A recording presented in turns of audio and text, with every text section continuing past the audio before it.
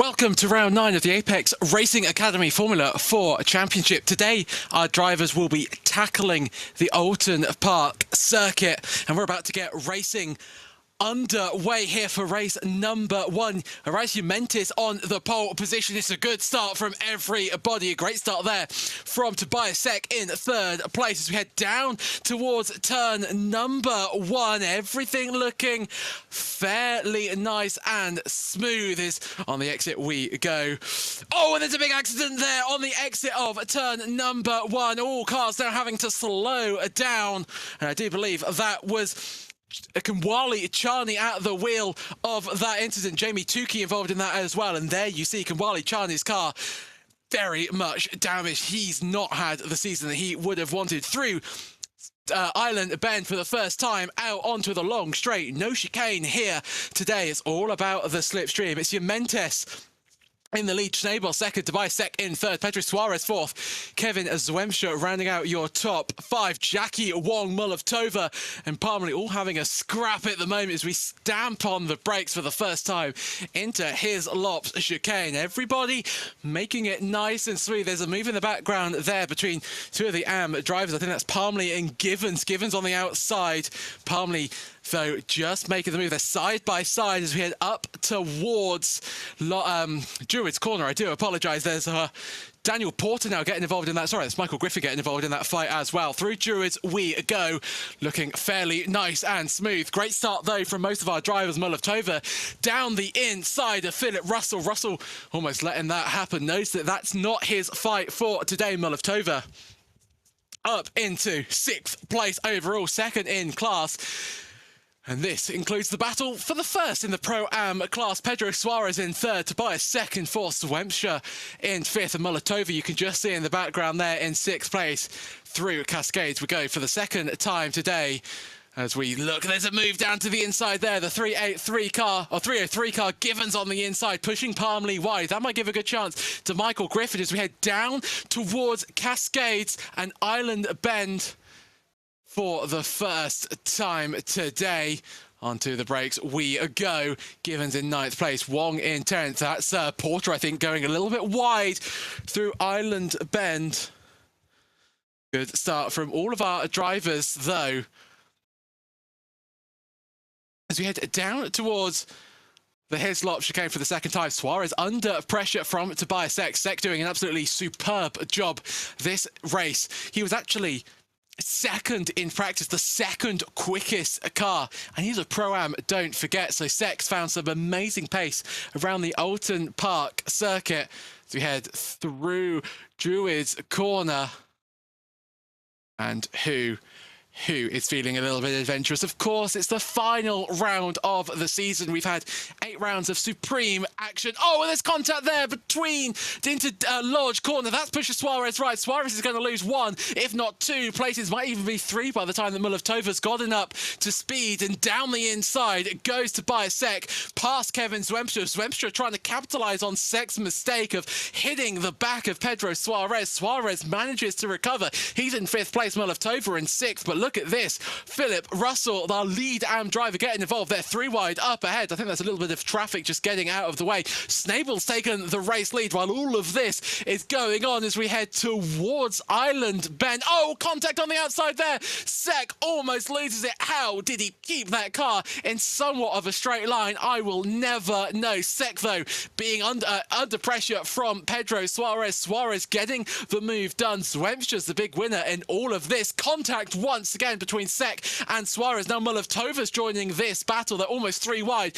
Sek is moving from left to right to left to right. He's on the inside line, still side by side with Pedro Suarez. Suarez has the inside line for the second part of the Hislop chicane. Through Knickerbrook we go. Sek still sends it up the inside, forces Suarez wide off the track. He goes, and this battle continues on as we head down towards Druid's Corner.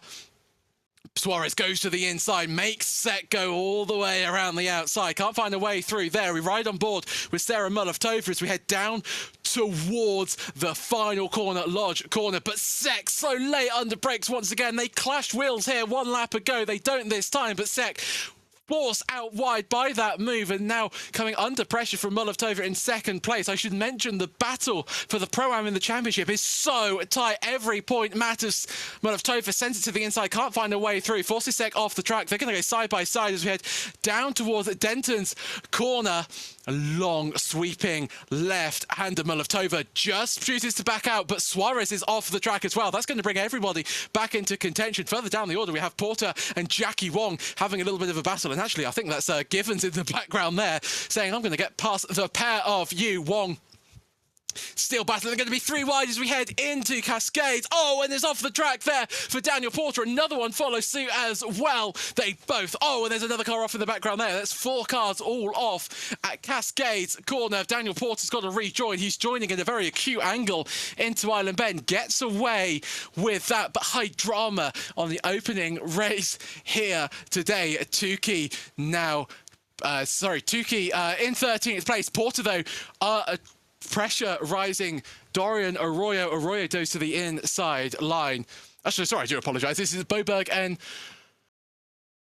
so this is Porter and Boberg going at it. I do apologise. Porter, though, in 11th place. Jay Walsh up ahead. He's trying to defend from Joseph Givens. Givens not being shown any room into the first part of Druid's Corner. Givens, though, on the exit runs a little bit wide. She's going to try the inside move as we head down towards Lodge Corner. Deep under brakes goes Givens, going to get that move done, but what can Walsh do?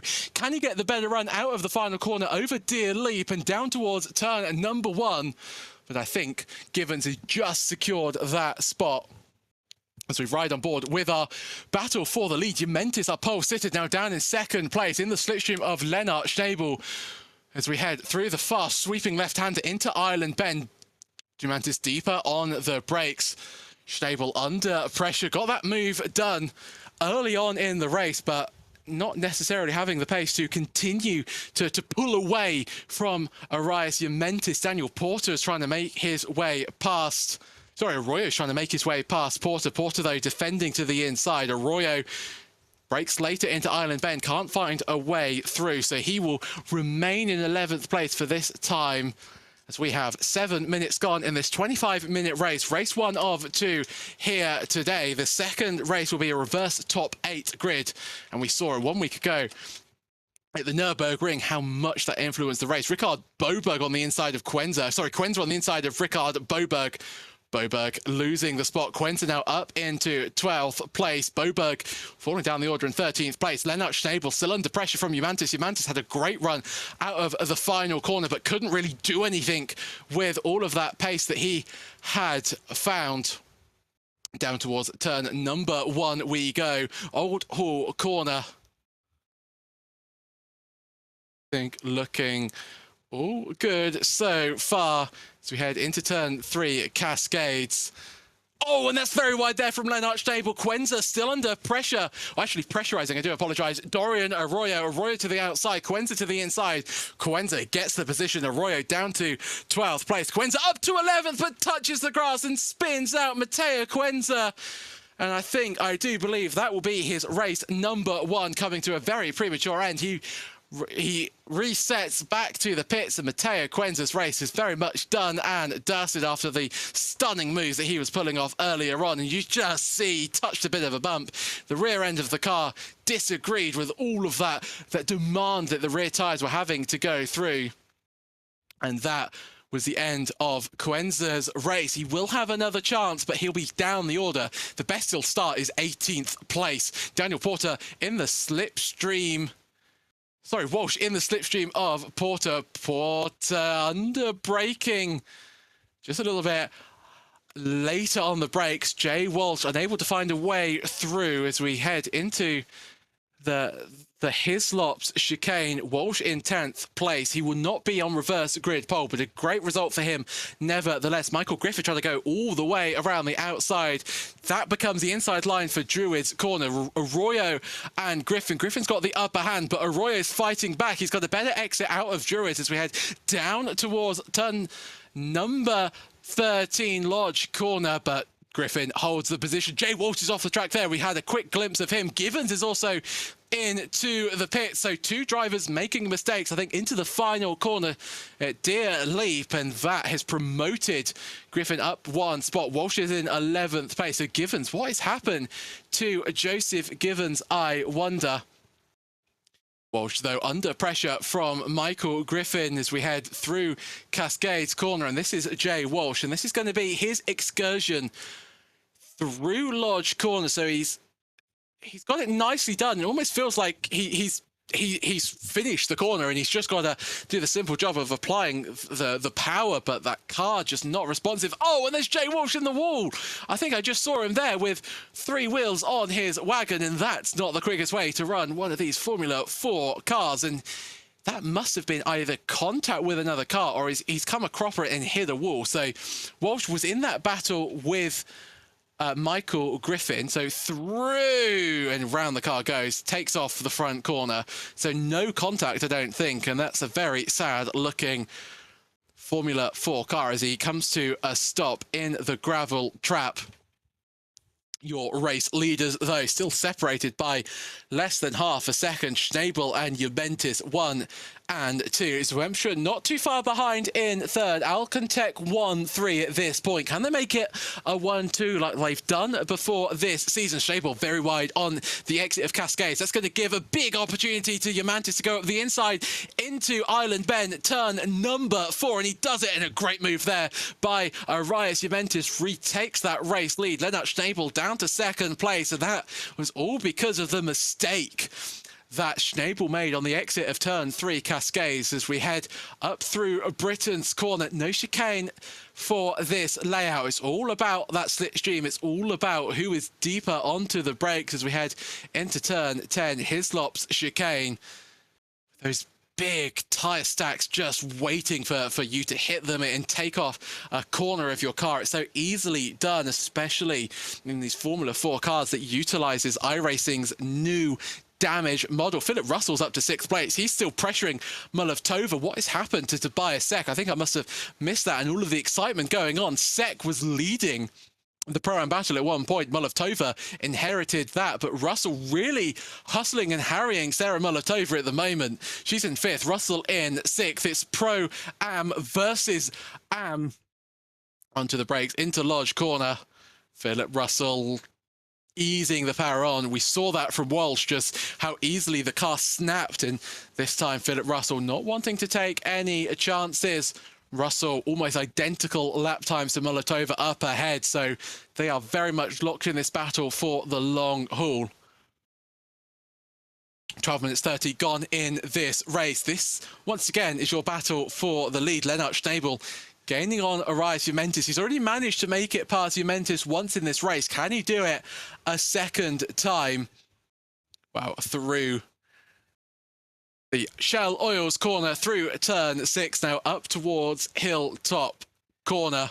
Sorry, on the Hilltop straight, up towards Foster's corner, as we are in the slipstream. No DRS, no KERS, no any other overtaking aid that you might see in other racing series. This is all about who has the better exit, who has the better slipstream, who has the better setup. So it's all down to the driver to make these moves stick. It's why Formula 4s are so popular in iRacing. It's the same for the F3s as well. It's all about who is just quicker, who is able to get on the power a little bit sooner, as this is Michael Griffin and Boberg battling it out. Boberg still behind Michael.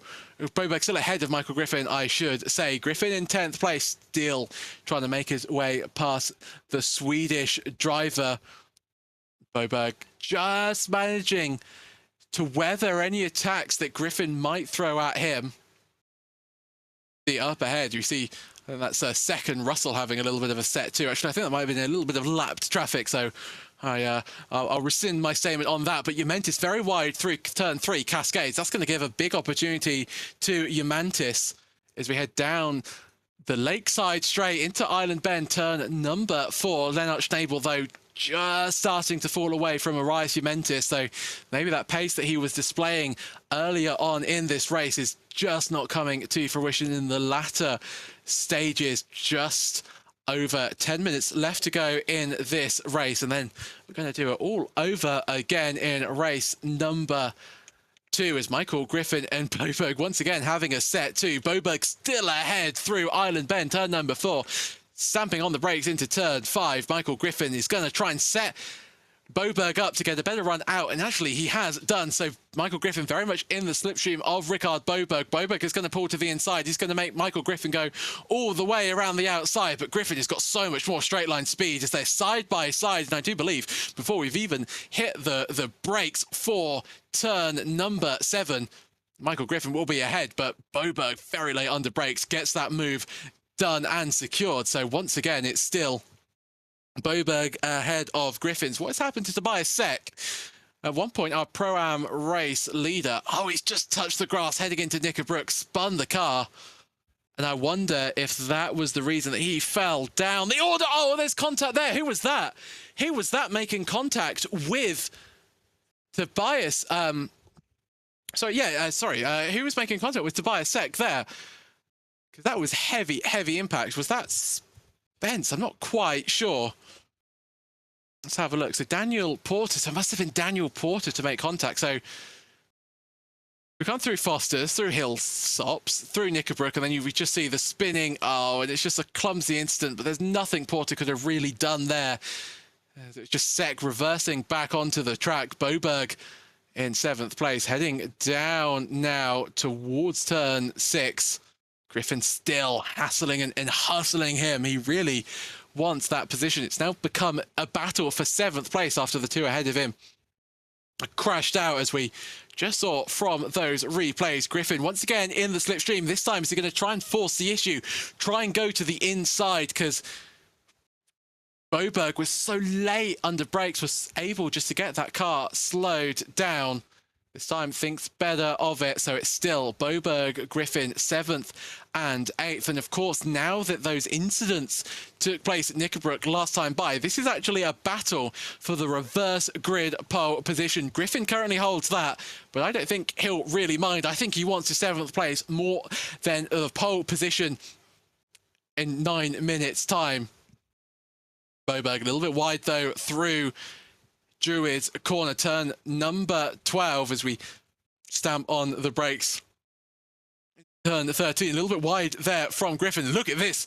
Daniel Porter getting right back involved in this fight after losing those positions. In fact, after gaining a little bit of damage from that contact, he's right on the back of this Boberg-Griffin fight. What can Daniel Porter do? There's a car spinning in the background there.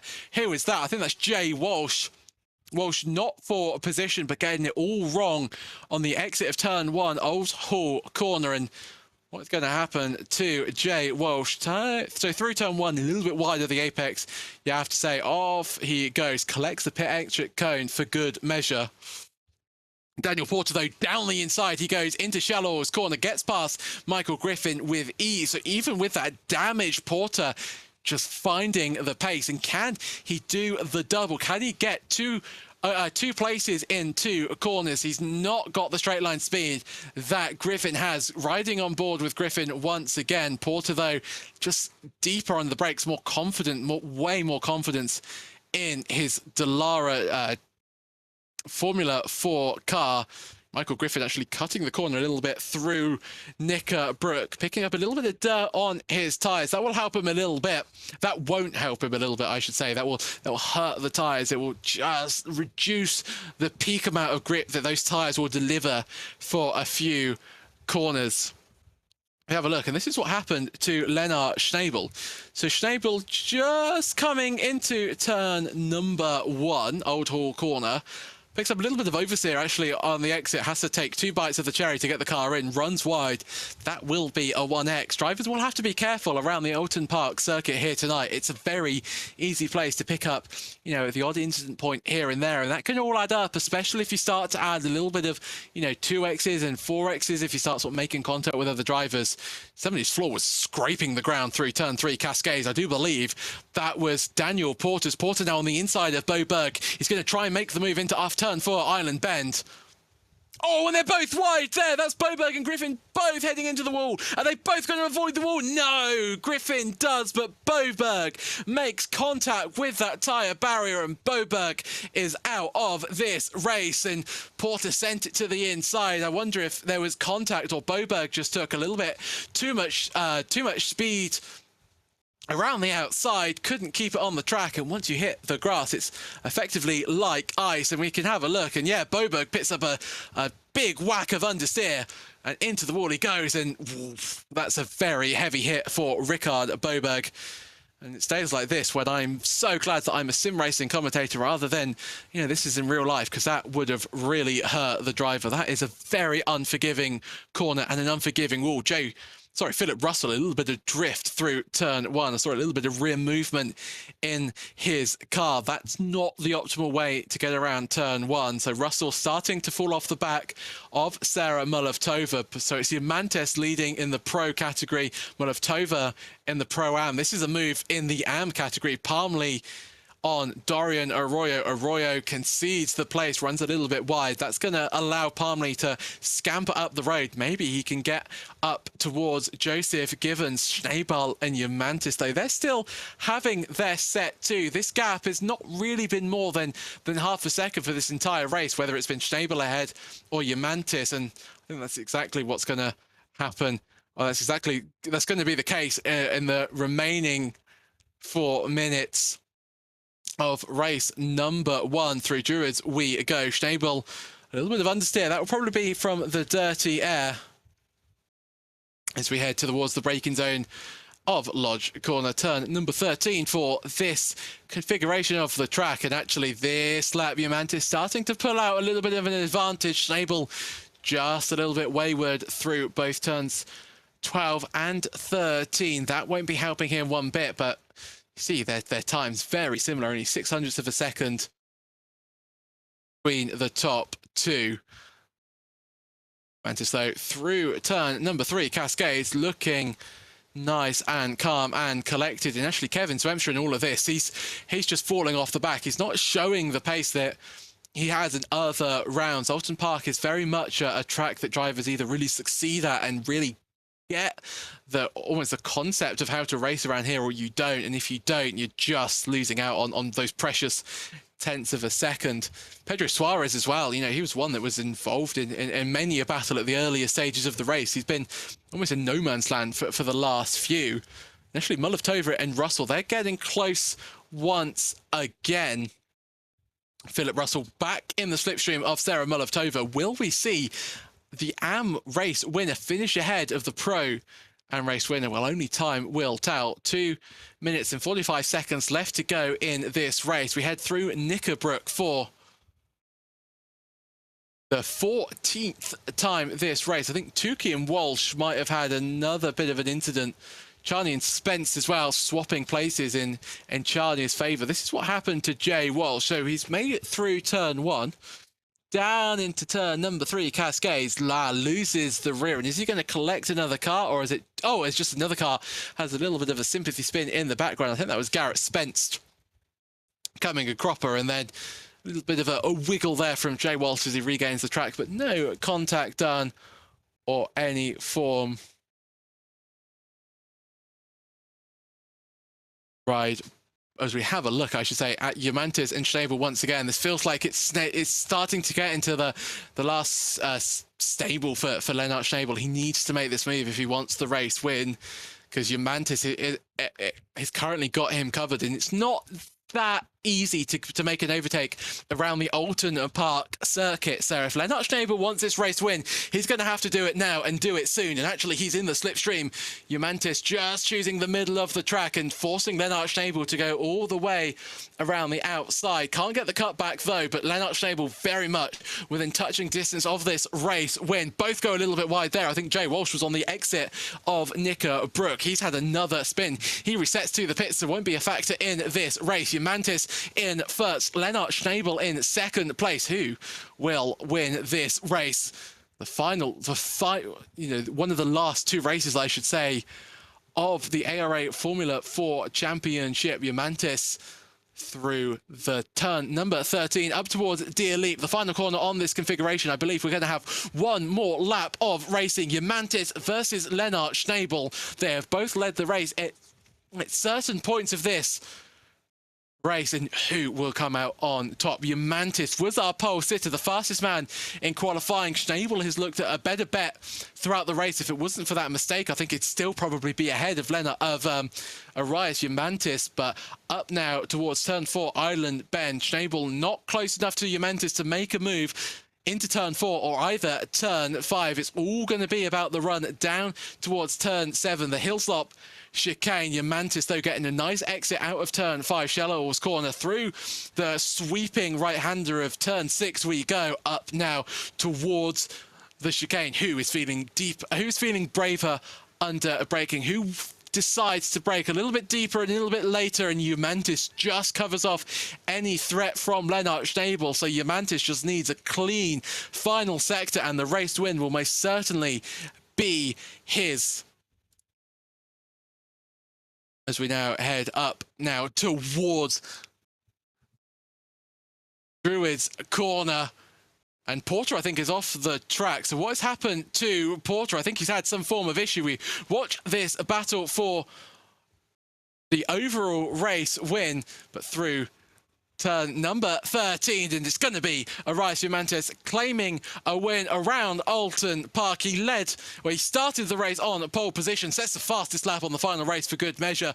The only man so far into the 1:29 in race trim. Yumantis didn't have the easiest of race, but he survived and overcame the difficulties when they arose, and crucially has got some good points in the final race of the season. Molovtova defends from Philip Russell. Molovtova will win in the Pro-Am category, Russell in the Am. Michael Griffin in 7th place. He's just going to come across the line. He'll finish in 2nd. So Griffin, after all of that grief that he was given him, he's almost in the wall a few times, a few laps ago.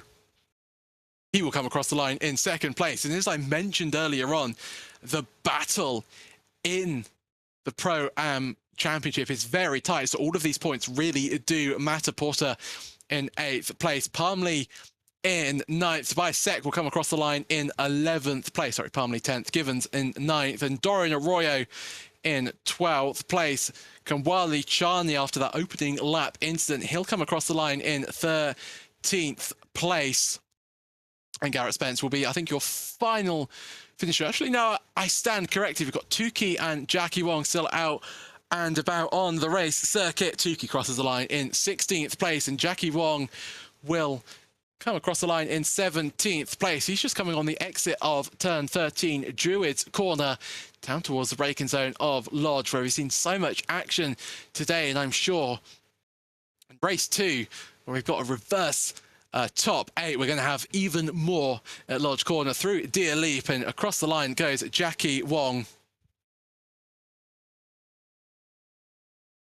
And that is your race result. And I am very quickly joined by Tim Cox. Tim, welcome to the commentary booth. I know you've been a little bit busy with another broadcast, but it's very nice to have you here. Hey, absolute pleasure. Can't wait for this one race 2 to get over the way. Just caught the end of race 1 and, well, it was standard. F4 drama, excitement, and close wheel-to-wheel racing.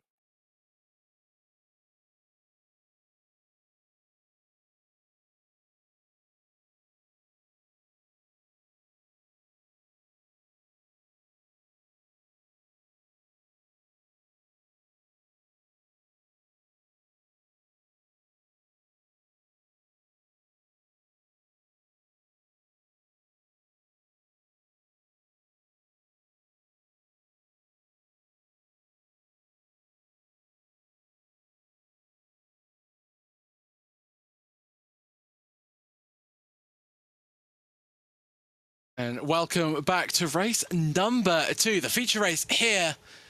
And Tim, what a race did we have in race 1? I know you just said that you caught the end of the first race. It was really, really interesting. Schnabel and Yumantis really battling it out. They finished only 0.4 apart in race 1.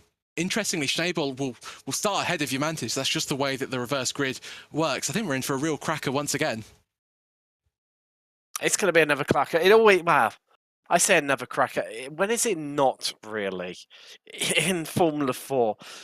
Obviously, yeah, slightly lower power compared to the F3 cars. However, what it does invoke, Seb, it's just epic wheel-to-wheel racing that just never fails to deliver or disappoint.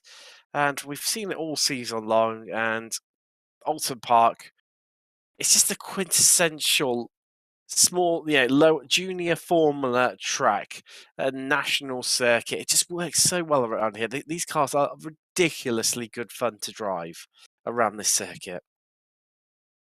I completely concur, and race 1 would certainly add to that. We've got about 3 minutes left to go in this warm-up session. We've got 5 minutes warm-up before race number 2. And I think before we get to the action of race 2, we're going to just have a quick ad break, and we'll be back very shortly for some more Formula 4 action.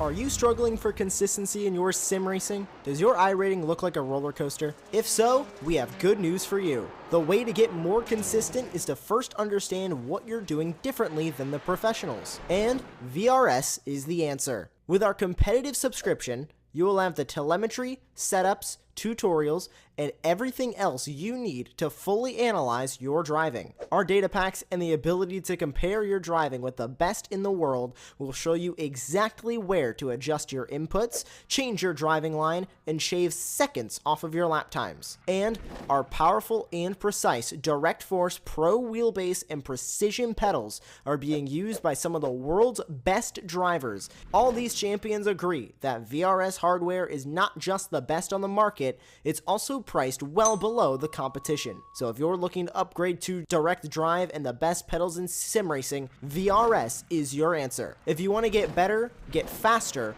and make it happen sooner rather than later, you owe it to yourself to find out why so many people are switching to VRS. You'll be so glad that you did. Visit www.virtualracingschool.com and learn why the best use VRS.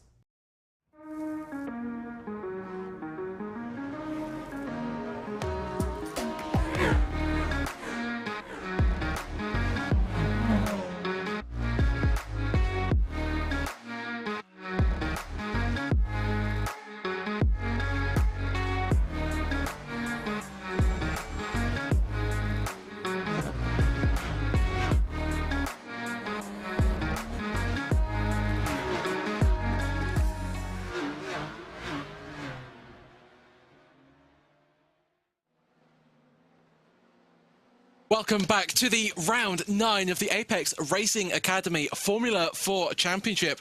We're rounding out the season at Oulton Park. We had an amazing first heat race, 25 minutes, and well, it delivered for all 25 of those. Juventus just managed to beat out Lennart Schnabel. We had the battle between Mullov in the Pro-Am category and also Philip Russell in the Am warm-up, just finishing around here. And Tim, what are we going to see? We saw action a lot into turn 1. Do you think we're going to see it again? Do you think the drivers after race 1 have learned where to overtake? And do you think they're going to put that to use in race 2? I think they definitely are, Seb. I think they definitely are. And I'm going to see normally with these dual heat race formats, you'll see more adventurous moves and maybe a few more elbows out in race 2. And I think this will be no different. Oh, I can't wait to find out. Elbows out sounds very fun. Daniel Porter takes the reverse grid pole. Griffin in second place. Philip Russell third. Sarah Mullov in fourth. Pedro Suarez in fifth. Kevin Swemstra in sixth place. Lennart Schnabel in seventh. And race winner Rice Yamantis will start eighth. And then Joseph Givens in ninth. Dan Parmley in 10th. Tobias Sek 11th with Dorian Arroyo in 12th place. And then further down your order in the Formula 4 class, we have Charney 13th, Spence 14th, Rickard Boberg 15th, Tukey 16th, Jackie Wan 17th, Jay Walsh in 18th place, Matteo Quenza 19th, Andy Lee in 20th, and Daniel White rounds out our 21-car grid as we're just starting to get ready to go racing once again for the final time in the ARA Formula 4 Championship. It's a great start from Daniel Porter as we head down towards turn number 1. Nobody really competing with our race leader. Mullov already passed Pedro Suarez. Suarez not having the best start, I don't believe. As we head, sorry, Suarez was already behind. I do apologise. Down towards turn number 3. Everybody looking nice and clean. As there is Philip Russell getting past Michael Griffin. Griffin losing out 2 places in the space of 1 corner. There is your race winner from race 1, still in 8th place. That's Daniel White, just heading round turn 3. Under the braking zone goes Philip Russell. Russell had an absolutely barnstorming start, Tim. He's up to 2nd place. Mullov in 3rd, and these two were scrapping it out in race 1. They had almost no difference in their lap time, and I feel like we're going to have exactly the same in race 2. Charney caught up in a first lap incident and has fallen right to the back of the pack as Parmalee dropping a few places there in the midfield, Seb. There he is, just caught out under braking there into Hislops, and ooh, that's a few of them running a little bit slower maybe than they would have anticipated before we head up to the fast double right-hander that is Druids. And you can't really overtake into here, Seb, but getting the exit is so crucial. You're using as much as you down that curb on the outside to then mount an attack into what was technically the second to last corner here. Oh, that's a late move there from Joseph Givens, almost colliding with Michael Griffins, but Tobias Sek now getting involved in this action as well as we head up towards turn number 2 for the second time this race. And Tobias Sek getting past Givens. It's Givens in 10th, Tobias Sek in 9th, Michael Griffins up to 8th. Yamantis not really making the waves that we would have expected him from our race winner. Lennart Schnabel up ahead of him, although I say that. Juventus stalking the back of Lennart Schnabel. I think he's going to make the move as we head into turn 4 Island Bend. I'd tell you what, it seems that way. A great call on this. You can run it in a bit deep and then really use the camber and the banking in the circuit to just hook the car around and slingshot yourself out. And then you can get yourself into a position like this. Your Mantis right on the tail, and there's moves happening up and down through this pack of cars. But Juventus can't quite get past Schnabel, but they're side by side into Hislop, Seb, and somehow they make it through as they round Knickerbrook, and they're still alongside one another. Wemstra ahead of Mullov. I think Mullov was overtaken into turn 5. Shallow was cornered by Pedro Suarez, and that set off the chain reaction. Contact. Oh, big neck contact between, I think, Juventus and Mullov. Mullov dropping through the field. Oh, big crash. That's between the two Pro-Am leaders. Oh, and the track is completely blocked. Now Parmley involved, I think, as well. He's got a little bit of damage to the front wing of his car. Lennart Schnabel in 5th, Webster 4th. But that is high drama for our Pro-Am Championship, Tim. It's so close at the top of the of the championship, and I do believe Mullov-Tova has the points advantage. This could be major, major news. We see Mullov-Tova getting collected, and that is disaster. That is a disaster for her championship aspirations. It wasn't Parmalee, it was Michael Griffin was the other car caught up in that incident, and when it goes wrong through that section, you know, it's high speed, the car's fully loaded up as you come round Druids, and when it goes wrong in a big way, Seb. Exactly like we've just seen, but well, it feels like we've had enough drama and excitement to last a lifetime. We're only 4 minutes out of 20 in here. Suarez tucked up behind, Russell tucked up behind Suarez, and 3 different classes in the top 3 overall right now, Seb. I think that just reinforces the craziness of what this race has been, but also the reverse grid format as well. Oh, absolutely. So Suarez making his way past Philip Russell. Russell was in second place since almost the start of the race, but falling down to third after the pro car that you would expect to be a little bit quicker gets past here. Philip Russell has been an absolute star in the Championship this whole season. Really been, you know, a thorn in the Pro-Am and even the pro side at times. Zwemstra, though, on the back of Russell, trying to take away Russell's podium. Zwemstra heads down towards turn 3 into Cascades. Can't really find a way through, but setting himself up very neatly for turn 4 Island Bend. Philip Russell there can't really defend. Zwemstra already to the inside, and I think Kevin Zwemstra's just going to go through. They're going to go side by side. Are we going to see them touch the grass? Oh, they do. Philip Russell gets wide, but doesn't crucially end up on the grass. But Russell goes from 3rd into 6th in the matter of seconds. Yumantis up to 5th, Schnabel in 4th, but this battle between Lennart Schnabel and Yumantis just continuing from where it left off after race 1. Yumantis trying to get past Schnabel as we head down towards Hislop chicane, but Yumantis breaks a little bit later, plays it a little bit safer, and Schnabel 4th, Yumantis 6th, Russell down to 6th. Wow, Seb, it's been a cracker, hasn't it, once again, and there's still nose to tail, 2nd through to 6th. Suarez, Svensson, Schnabel, Yumantis and Russell. Although Russell's just starting to ever slightly drop off the back of this group as the train in front of him starts to pull away. Russell needs to be careful because Joseph Gibbons is 2.7 seconds down the road and he will get swallowed up by him if he's not careful. But right now, he can utilise the slipstream, the cars in front of him, to help maintain and build on that gap between himself and Gibbons. It's so easy to run wide through Old Hall Corner, turn 1, Seb, and going to see a few drivers have to manage that one a little bit. Likewise, there's a nasty off-track limit section just there on the exit of Cascades.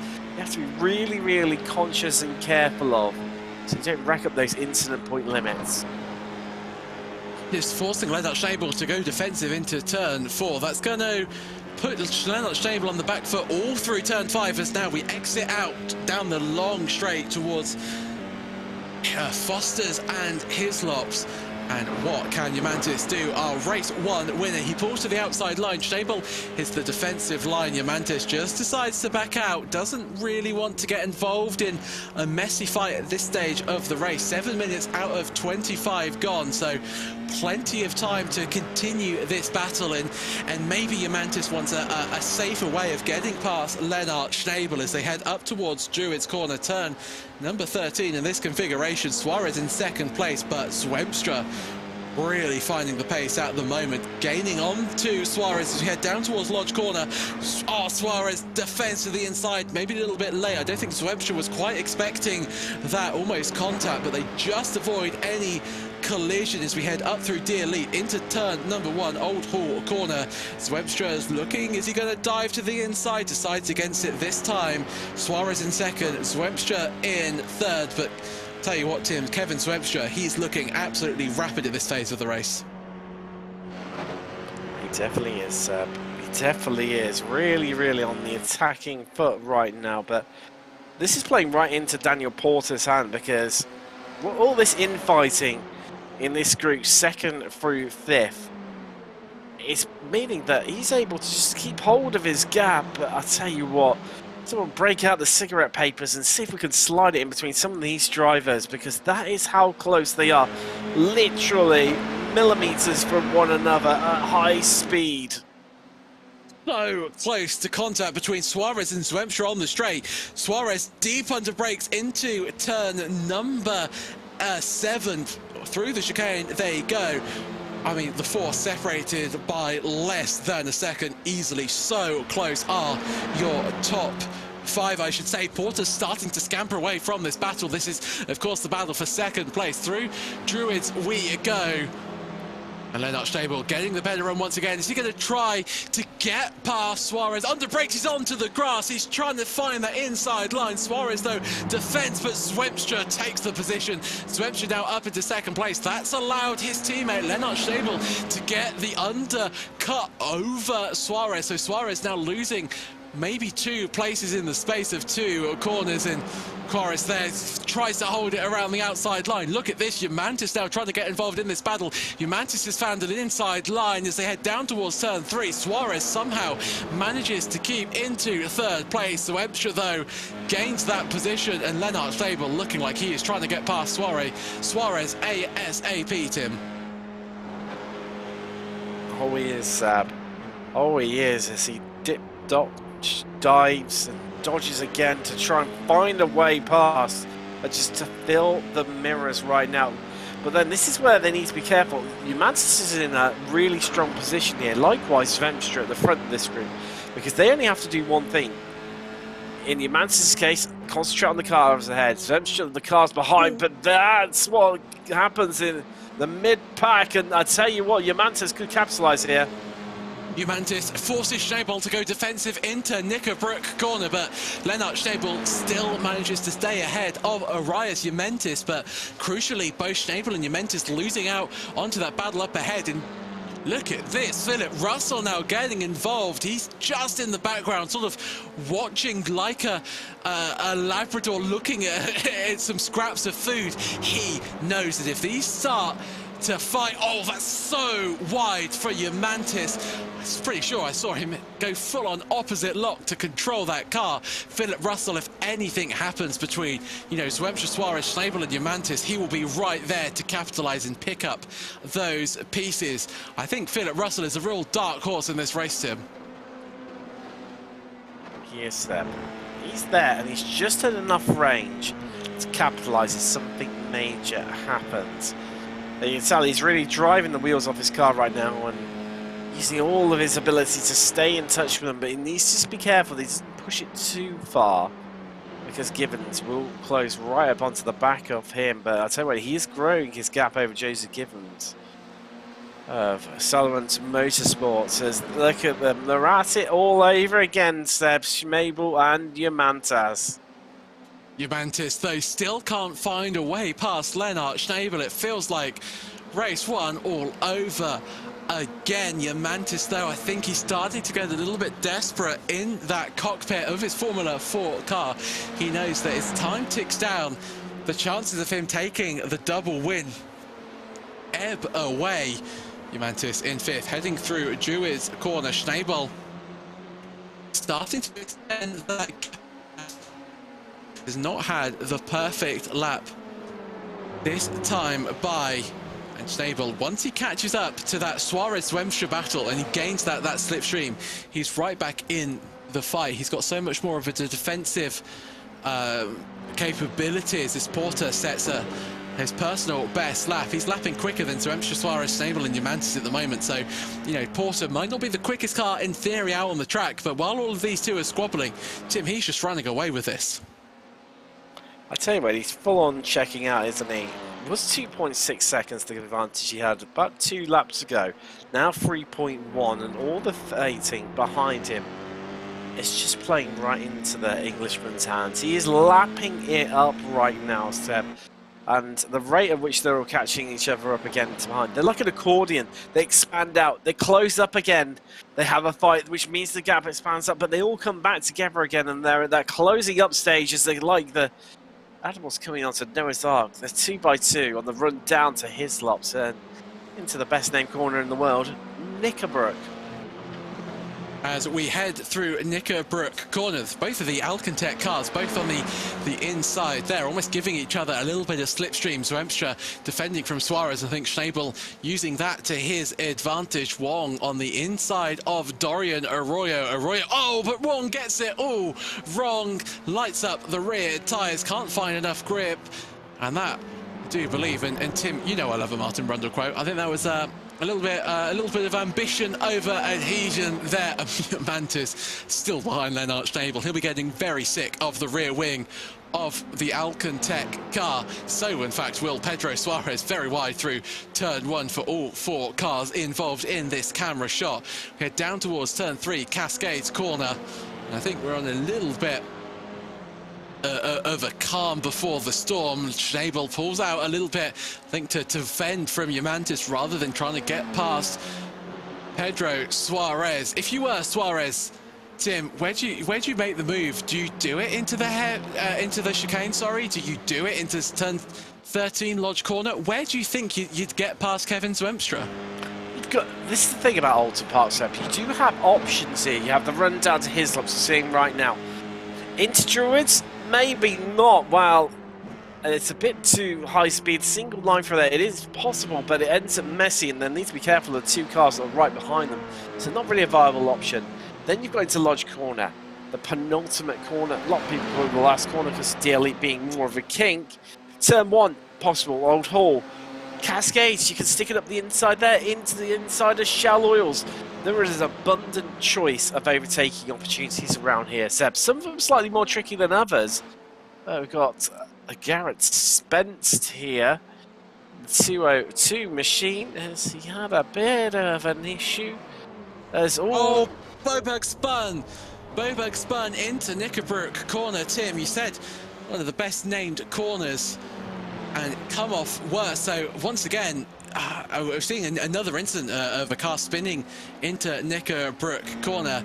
We've got 9 or so minutes left to go in this race, and Tim, I know you want to tell the story, and I think we're at the calm before the storm. I think everybody's just taking stock of the... We're not, Seb. We're not. Look, here we go. Suarez up the inside, and then he's going to be on the outside of Zwemstra. Zwemstra deep under brakes, locks up. This is going to give a perfect opportunity to his teammate Lennart Schnabel to get past Pedro Suarez. Zwemstra so deep onto the brakes, locks up the front tyre, and now Suarez is paying the price for Zwemstra's mistake. It's now Arias Yamantis is trying to get by Suarez. Oh, pulls out to try and get past Lennart Schnabel, and Yamantis almost gets collected. Great awareness there from Yamantis, but it ends in tears as Suarez heads to the wall. Front tyre to rear tyre contact, and Suarez, after that incredible battle that we had for second place, comes off worse and ends his day prematurely in the wall, Tim. What was 4 is now down to, well, just about 3, but Schnabel and Yamantas need to work together now to catch up to Zwemstra, who's pulled out a bit of a gap, although they are chasing him down. They've already taken about a 10th out of him. 9 tenths is the gap, and wow, are we going to see a bit of team tactics between Zwemstra and Schnabel against Yamantas? Yeah, the Eastern European is feisty and knows how to get his elbows out and get a move done, does Yamantas. I'm sure we're going to see no different here, as I tell you what, Seb, they've taken another 10th out of Zwemstra. They have. We have seen the Alcantech boys work together before, and I wonder if that will happen. I mean, the only thing that I can think of is that they think that Porter might still be, a viable option to try and get the win, or if, as soon as they concede that Porter isn't realistically catchable in this race, I think you're right. I think we are going to see some team tactics at play. Yamantis still in the slipstream of Lennart Schnabel. He isn't favouring diving up the inside into Hislop's, and I can understand why. It looks very scary on board every time we ride on board, and it's so easy to take a wheel off the car. Do you think, Tim, he could make a move into turn 12 into Knickerbrook? Could potentially. It's a bit of a tricky corner, Seb, to get the move done into, really. It's all about this run down to the lodge. It's a big braking zone, they're going for it here. Yamantis almost collecting the grass. He's trying to find his way past Lennart Schnabel. He gets the move done into Lodge corner, but Schnabel will have a better run out of the corner. Jumantis takes third place, but Lennart Schnabel will try and take it right back. He pulls to the inside line as we head into turn one. Jumantis breaks late. Has he broken a little bit too late? Has that given Schnabel the best run out down towards turn 2, Dentons, and turn 3, Cascades? Lennart Schnabel down into 4th place, who is feeling braver on to the brakes as we head up towards Island Bend, turn 4. Shallow was cornered just past that for turn number 5, but Schnabel not finding an answer at the moment. He's not going to be able to send it to the inside. Swebster makes a mistake for good measure up ahead of him. Jumantis finally found his way by, and you called it perfectly, Tim. It was always going to be, I think, into Lodge corner. It is a prime overtaking opportunity, but you do have the chance to fight back into Old Hall. But I tell you what, with these guys, we've got 6 minutes left on the clock, Seb. They're going to really start to push it. You think you've seen action so far? It just got cranked up another level, and as every minute goes by and we get closer to the race end, it gets cranked up further and further and further. But I tell you what, Porter, loving this now. 4 seconds clear of the pair, well, of the 3 of them. We're now all back together. You can see him in the background, but they're going to fight more, and Porter's just going to walk away even more. He is certainly playing into the Pro-Am driver's hands.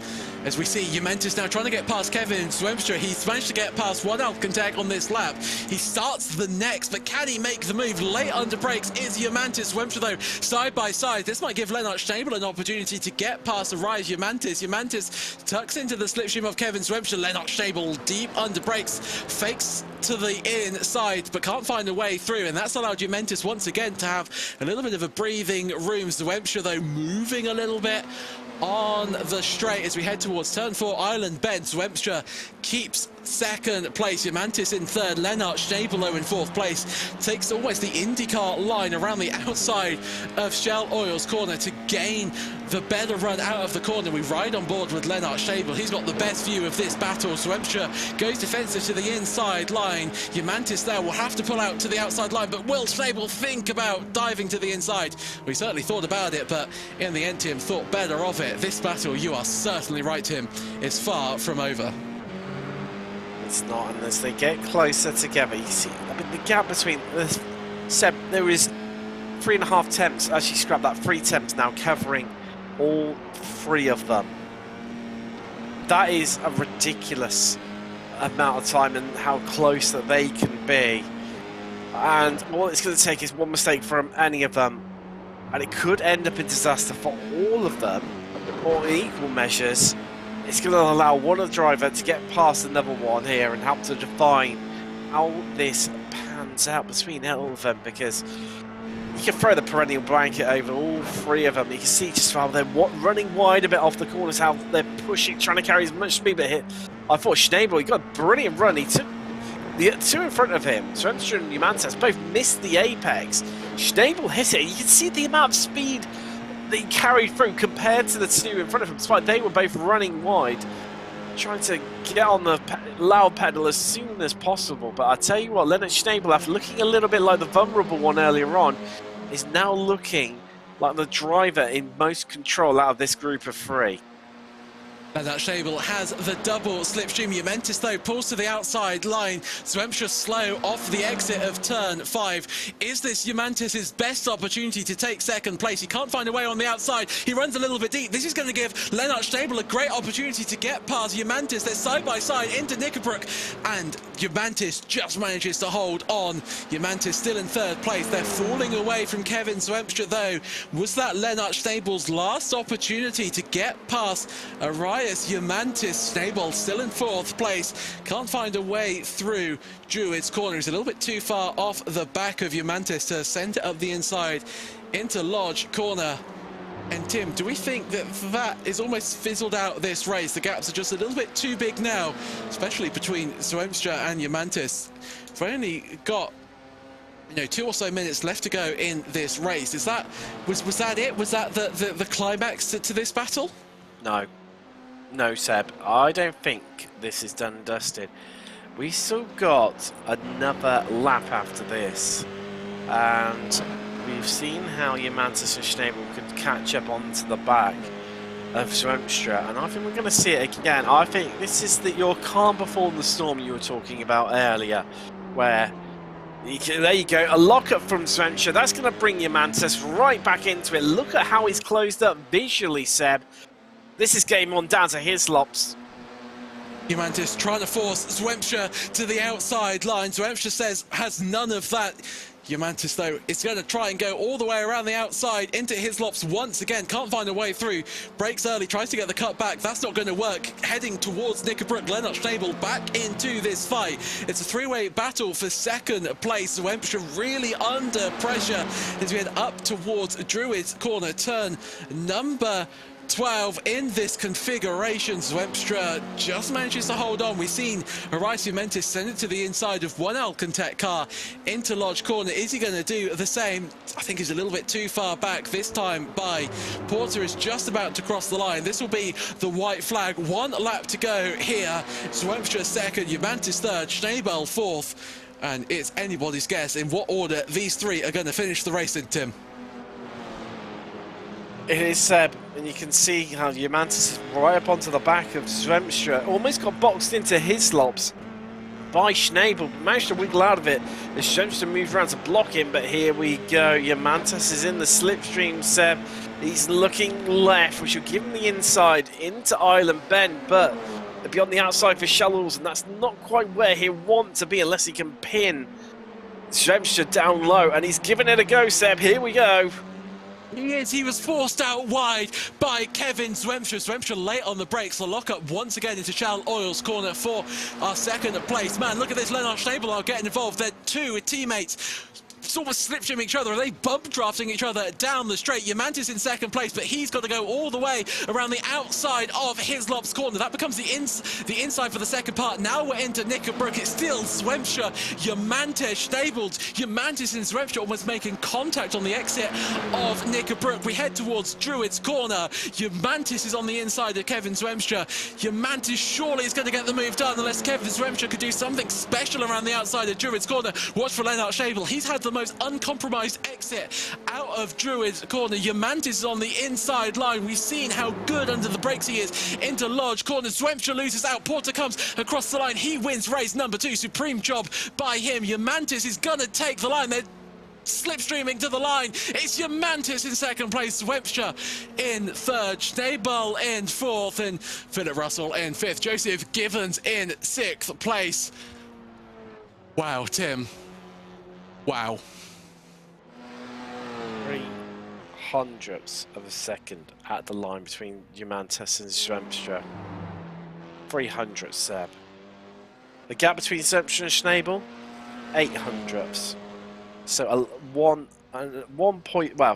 tenth and 1/100th across the line, covering second, third, and fourth. That was all the difference was there.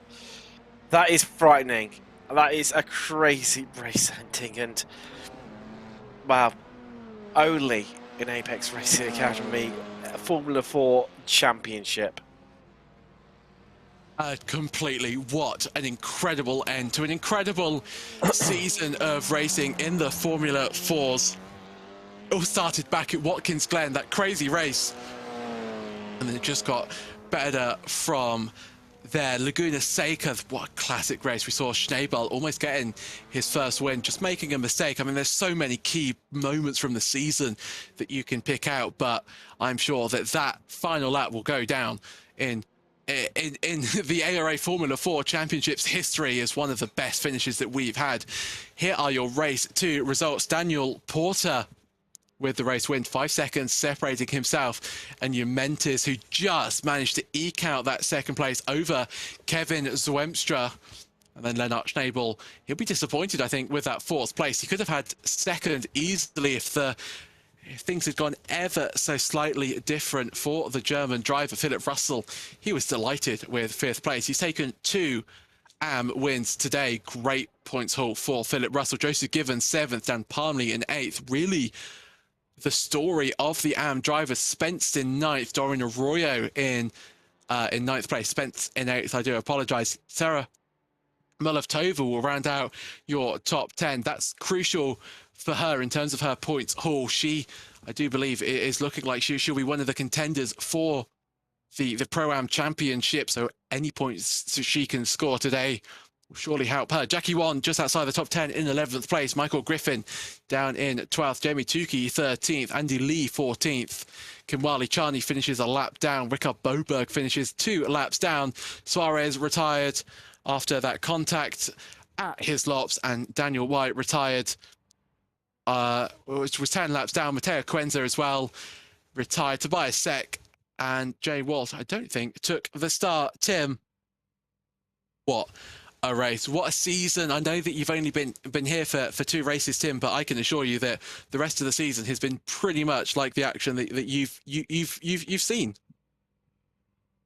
It is. It's been, well, the transitions from Formula 3 to Formula 4 for this season. Obviously, I'd covered previously with Austin and obviously Marco, who's sadly no longer at Apex Racing TV, took some early retirement, as it were.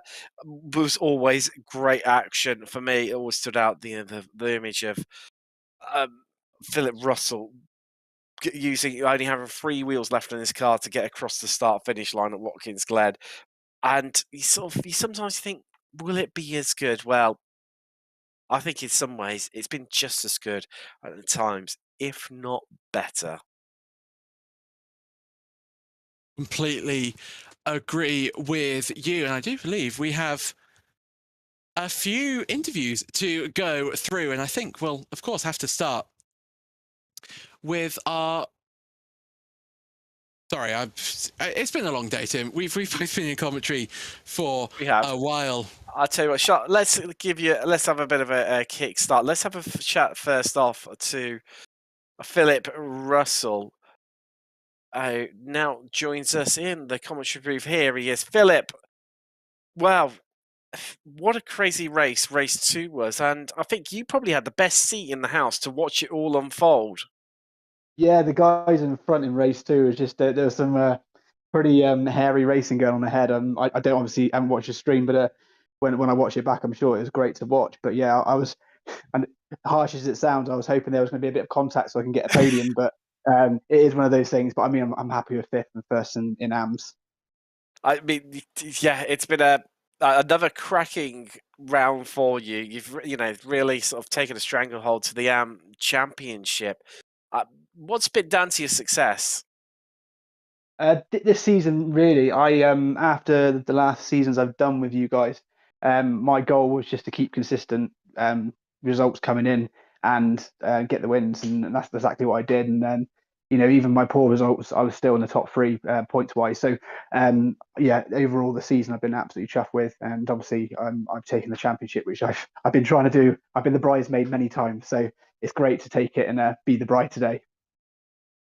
Definitely. Always a good one, isn't it?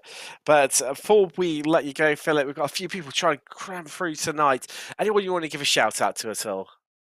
Yeah, go for the Gap Racing, my team. Great support throughout the whole season, and most importantly, you guys. This wouldn't happen without you guys. So thank you very much for the commentary, the organisation of this championship, and even the drivers as well. Great drivers on the grid. So thank you very much.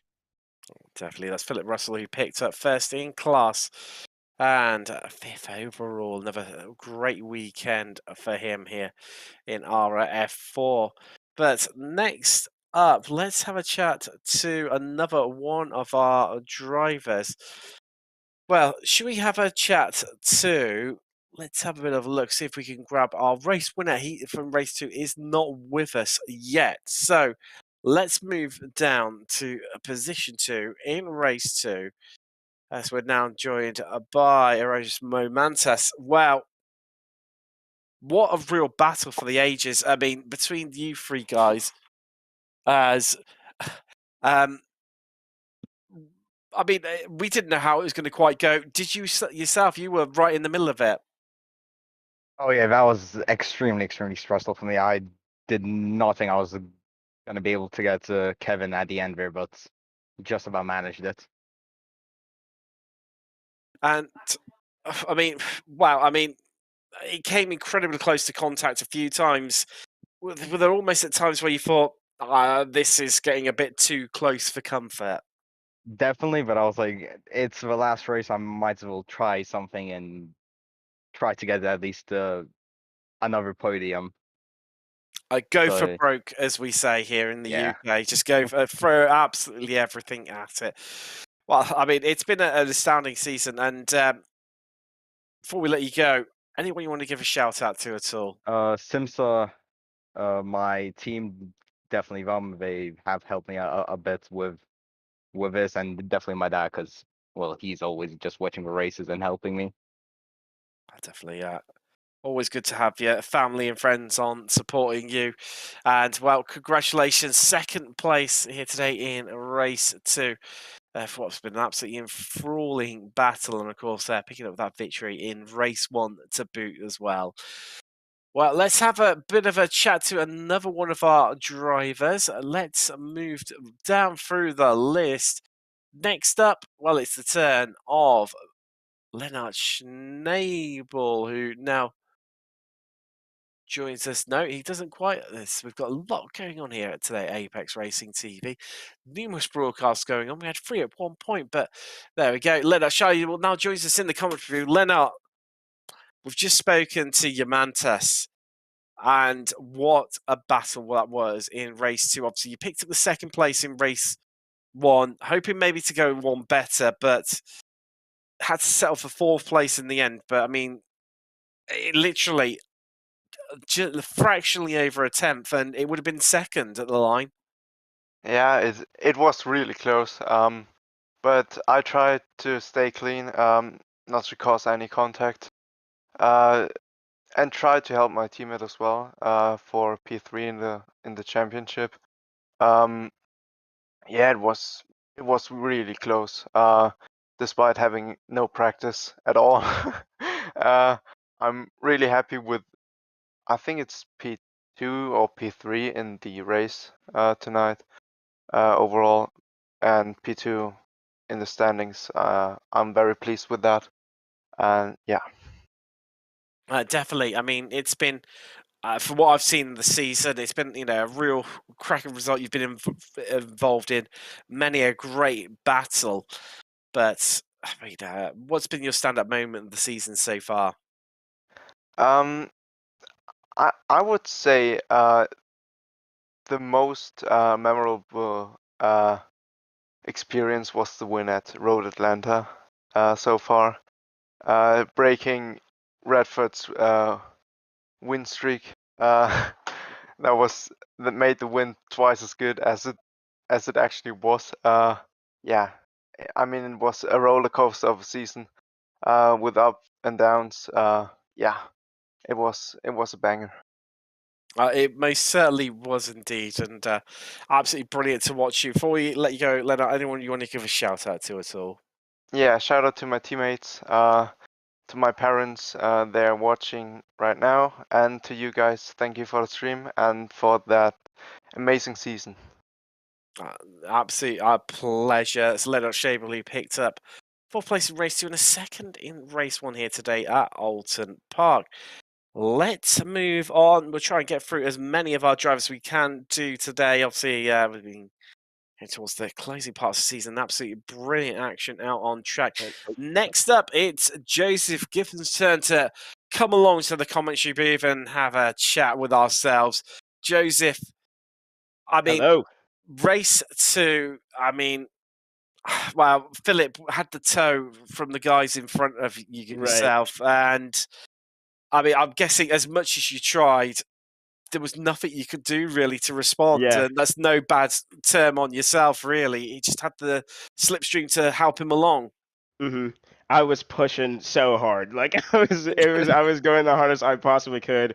Towards the end, I think you made a few mistakes, and I was able to get down into the high 30s, so I was getting the rhythm. But I just ran out of laps. So yeah, unfortunate. It's one of those things, but even so, I mean, if you look at your overall positioning, I mean, a 9th and a 6th overall today. I mean, walking away from Oulton Park with those, it's not a bad result at all, really, is it? It's not. It's not. When I first jumped onto this track this week, it was the first time I was ever racing it, and it reminded me of Monaco so much that if you make one mistake, it's over. And so it's really just focusing on not making mistakes, and that's really what I'm glad that I didn't make too many mistakes during the race. So obviously I can't talk because being British, I'm going to give a horrifically biased opinion. But what do you think about Oulton Park after your first experience of it? Yeah, I actually really liked it. It's really fun, like fantastic racing. It really pushes you to race smart and think about, okay, I'm not going to push here, I'm going to push the next one, rather than anything else. Yeah, it's actually an awesome track. It's definitely one of my top favorites now. Little recommendation for you: the previous Radical. Take that out around here. Let the tires get up to temperature. You can absolutely Okay. hail the thing around. It is epic fun. Really Sounds recommend good. it. But before we let you go, Joseph, anyone you want to give a shout out to at all? Yeah, give a shout out to my friend Grant, Manny again, my parents, all my brothers, Jeremiah, Jason, and Joshua. We're all Jays. Yeah, and shout out to you guys. Thank you so much for putting this on. This has been some of the most fun I've had this entire summer. So, super cool. Thank you guys so much. Absolute pleasure. Joseph Gibbons, who finished in sixth in race 2. Let's have a bit of a chat as we try and make our way through as many of the drivers as we can here today. Next up to join us in the commentary booth is going to be, there we go, Garrett Spence now joins us. Got there at the end. You drags you across, but wow, it was just seemed to be one of those amazing, crazy races. I mean, obviously, race 2, Dan, obviously having the pole position due to the reverse grid, and yourself starting all the way down in 8th. So it was going to be a mammoth effort for yourself to try and beat him in class. But I mean, to be best of the rest, it can't be. We can't complain too much of that, really, can you? No, not at all. It was really, that first heat was tough, having just a small incident that threw us both back all the way into the back for Channy and I. But then in the future, it was just really that war of attrition that these 25-minute races bring out, which I thoroughly actually enjoy. But it was really tough. I'm really tired. I'm excited to go relax, but yeah. Go open a nice cool one and just try and come down off the high. And but in terms of looking back across the season, what's been your favourite moments? I mean, the first race that I was in, it's kind of hard to beat. Did better than I'd expected on that race, and then just the whole attitude around it was really fun. So came off of that, like, only really had one way to go, and then it was just sheer chaos every single race after that, and which was still fun. Had fun moments of racing, had some less enjoyable moments of racing, but the level of competitiveness and just having something to look forward to every week where I can really see where I match up with some of the best is really fun. And in the IRO4 car is really fun just because of the simplicity of it, to really learn more about setups and stuff was really fun. And excited to see what I can enter next for Apex Racing and whatnot.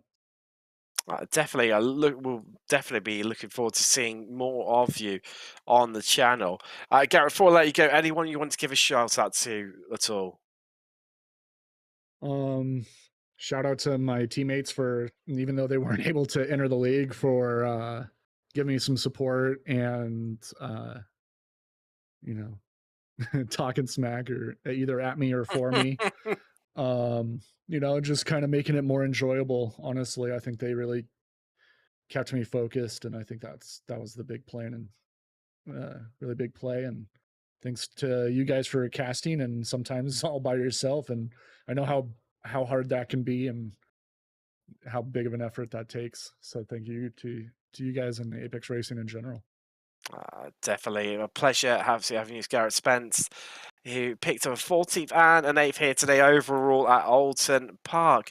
But let's have a time just for one more driver. Let's move him across into the commentary booth. We're now joined by Kambali Charney. Welcome along. Well, a bit of a mixed bag for yourself. I mean, race 2 definitely didn't start the way you probably would have hoped for. Yeah, it was not ideal what happened. In the back of my mind, I have a few questions about whether or not Jackie Wong crashed me intentionally. I know that I was fighting his teammate for both second and third in the championship. It was more likely that we were going to end up in a battle between us for third and fourth. So there's a few question marks there, but it really just kind of ruined the race. And I remember thinking to myself in the last three laps that I really want to park the car and stop driving. But somehow, as far as the results show, Andy Lee finished right in front of me in the last race. So I don't know. I don't know what the standings are. I don't know if I finished third or fourth in the championship. I'm not sure.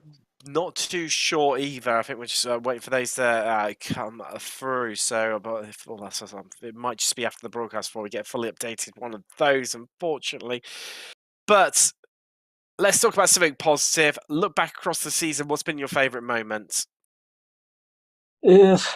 It's been definitely an interesting season. It's been pretty amazing. I think the first one is my first pole position at Watkins Glen. That was pretty amazing to show up and actually have a pole position. I couldn't believe it. And I think the following race after to get my first win, that was unbelievable. So it's been an absolute dream, just kind of achieving these things. When I first came to Apex, I said on my first interview with the stream that I'm well invested mentally, emotionally to help achieve something, to work and achieve something here in this series. And I think so far this season we definitely did the best we've done in all the seasons we participated in. That's brilliant. But congratulations, commiserations in some ways. But what's been an epic season for you is Kambali, Charney there, and well, Seb, what a season it has been. And been a shame I couldn't join you for more of it. Really, it's been an absolute cracker, really, hasn't it? Oh, it certainly has. It's been an absolute pleasure to commentate on every single race. We've had some real outstanding races. It's just been absolutely incredible. Loved hearing from all of our drivers talking about the race. It seems like every single one of them has enjoyed racing these Formula 4 cars. Of course, this was the first season that we raced the Formula 4s in. Well, I think that's it for season 1 of the Apex Racing Academy Formula 4 Championship. From myself, Tim Cox, also Sam Fitzpatrick as well. He's done a lot of production work and commentary as well. Of course, Lewis Ward in production. Thank you very much to everybody involved. Thank you to the drivers, and also thank you to everybody who tunes in every week to watch some great Formula 4 action. We'll be back very soon. Of course, keep an eye on all of the Apex Racing TV socials to keep up to date with any more of our streams and our races. But until then, we thank you very much, and we will see you very soon. Are you struggling for consistency in your sim racing? Does your iRating look like a roller coaster? If so, we have good news for you. The way to get more consistent is to first understand what you're doing differently than the professionals. And VRS is the answer. With our competitive subscription, you will have the telemetry, setups, tutorials, and everything else you need to fully analyze your driving. Our data packs and the ability to compare your driving with the best in the world will show you exactly where to adjust your inputs, change your driving line, and shave seconds off of your lap times. And our powerful and precise Direct Force Pro wheelbase and precision pedals are being used by some of the world's best drivers. All these champions agree that VRS hardware is not just the best on the market, it's also priced well below the competition. So if you're looking to upgrade to direct drive and the best pedals in sim racing, VRS is your answer. If you want to get better, get faster,